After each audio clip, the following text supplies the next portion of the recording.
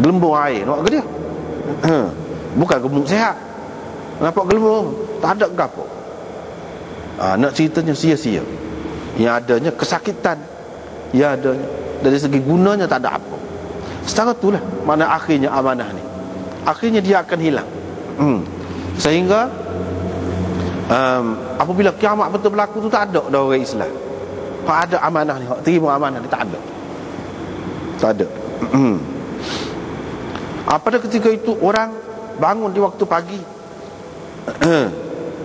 orang berpagi, berjual beli, tetapi hampir-hampir dia tidak mendapati seseorang yang dapat menunaikan amanah.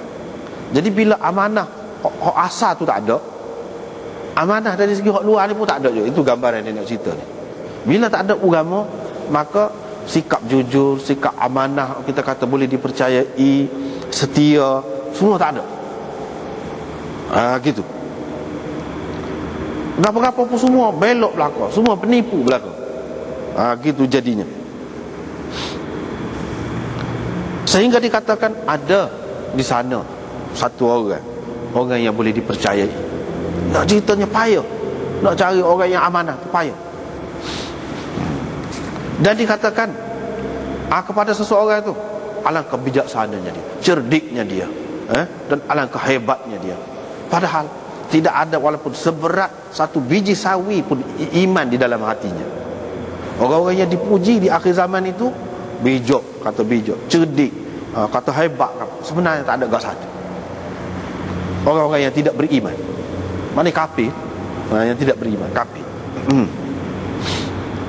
Walaqad ata alayya zamanun wala ubali ayyukum bay'at. Sudah pun berlalu kepadaku suatu zaman di mana aku tak kisah siapakah di antara kamu yang aku berurusan. Aku berurusan dengan siapakah di antara kamu. Kalau dia orang Islam, dia akan Islamnya akan mengembalikannya kepadaku. Dan kalau dia Nasrani, pemerintahnya akan mengembalikannya kepadaku. Yang ni orang zaman tu kata. Orang zaman tu kata, hak mana masih ada lagi, dia kata pernah suatu ketika dulu. Ni Huzaifah menggambarkan. Setengah orang dia kata Huzaifah tu kata dulu, suatu ketika dulu. Lepas tu zaman dia ni, dia kata dia tak sih, tak ada dah orang amanah. Padahal sahabat ramai lagi masa dia tu, kata amanah belaka. Tak betul, tak betul. Ni dia menggambarkan orang akhir zaman tu belaka. Orang akhir zaman tu dia berkata, kita pernah ingat ada juga dulu. Semua orang zaman lah ni lah kata, dulu kata dia mesra juga anak beranak negeri mari mesra. Tapi lah ni buat apa? Gitulah. Hak ni pun dia kata pernah suatu ketika dulu, kita boleh percaya juga, tak kisahlah. Mana sama ada orang tu orang Islam, kalau Islamnya baik, kalau dia orang kafir pun pemerintah dia tu baik. Mana kita boleh nak mengadu hal lah kepada sesiapa pun untuk mendapat balik hak kita. Tapi sekarang ni tak ada. Siapa hari ni siapa? Saya nak berurusan dengan siapa? Saya tidak akan berurusan kecuali dengan fulan saja. Boleh bilang. Ni nak cerita ni akhir zaman. Bukan cerita ni sahabat dulu Huzaifah tu zaman dia. Tu dia nak cerita akhir zaman ni, keadaan orang tu lagu mana. Masing-masing kata begitulah. Kata begitu. Ini bayangkan kalau begitu, tidakkah fitnah besar? Kita nak berurusan apa-apa pun tak selesa, tak sedap. Sana penipu, sini penipu, sana kecek tak betul, sini kecek tak betul. Kita pun buat susah payah, lepas tu hasilnya tak ada gapo. Orang tidak hargai, macam-macam lah. Kan fitnah belaka tu. Fitnah belaka tu. Lama-lama pak kita sendiri jadi lagu tu. Tak kena kaya. Tak kena kaya gitu. Orang pun lagu tu kita pun buat kata kebetulan kita buat tu orang tidak gitu.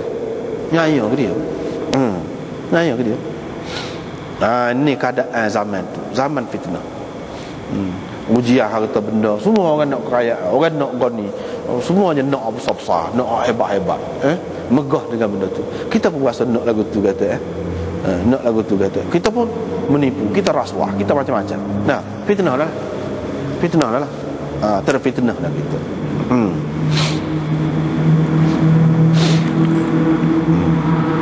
Kita Kita tak ambil berat tentang agama. Kita tidak tahu apa-apa apa yang mengancam agama kita, akidah kita. Orang ni mari goda macam-macam nampak molek, kita putus dia padahal usaha akidah kita. Kita tak tahu. Fitnah saja. Inilah yang dikatakan fitnah tu. Jadi kena beringat. Kena nak beringat tu lah ke mana? Dia kena balik kepada hak tu lah, amanah hak asal. Balik kepada Quran dan sunnah. Baru kita boleh tahu lagu mana caranya.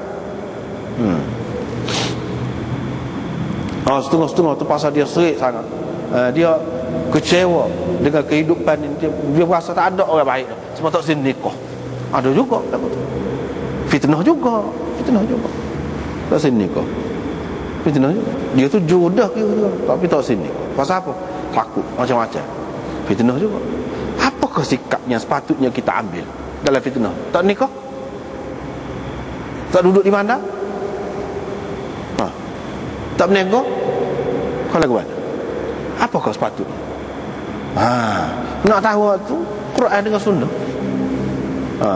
Kalau selagi pegang dengan tu sampai ke bila pun kita boleh duduk dalam masyarakat lagu mana? Duduk mana? Dan kita tidak akan terfitnah. Bab ta'arrub fil fitnah. Ini bab lari kepada pasir ataupun tempat yang jauh daripada tempat pembangunan. Itu makna ta'arrub. Lari daripada kawasan-kawasan pembangunan, pergi ke tempat ulu manalah kita kata, kalau kita ulu lah, semasa fitnah. Diriwayatkan dari Salamah bin Al-Aqwa', sahabat Nabi sallallahu alaihi wasallam. Dia kata Hajjaj bin Yusuf masuk menemui saya. Dia kata, wahai Ibn Al-Aqwa', engkau telah berpaling orang menuju kepada kemajuan, mumpusnya ke belakang, katanya. Engkau telah lari pergi duduk pada pasir, pergi duduk tempat tak ada pembangunan. Apa pasal? Mana orang mari duduk Madinah, kamu pergilah ke lain. Lari daripada sini. Qala la.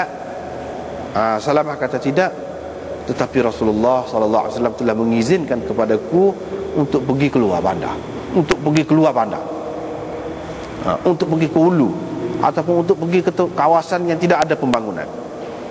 Mana sebab kan sahabat-sahabat ni bila dia hijrah, dia tak boleh pergi ke lain, dia kena duduk situ lah.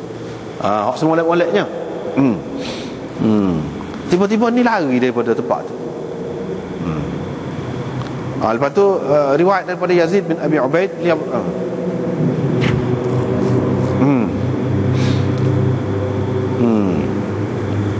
pasal apa ni dia lari? Dia tak boleh terlibat lah dalam fitnah, dia tak boleh terlibat. Nanti orang kata pula tu sahabat tu buat, orang kata lagu tu pula.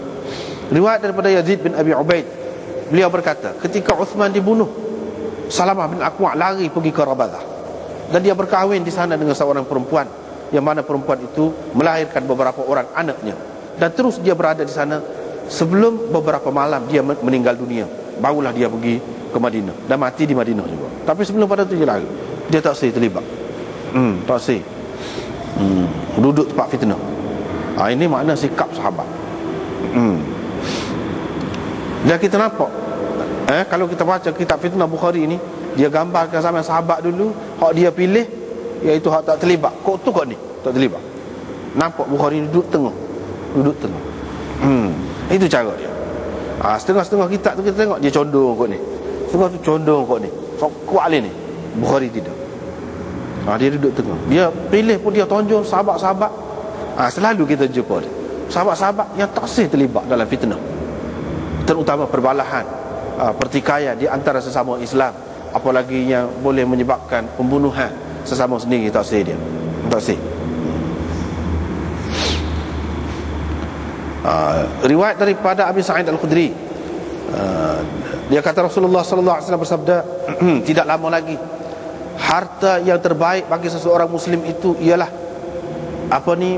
kambing yang dibawanya naik ke puncak gunung dan ke kawasan-kawasan tadahan hujan. Dia lari membawa agamanya daripada fitnah. Dengan maksud itulah lari itu.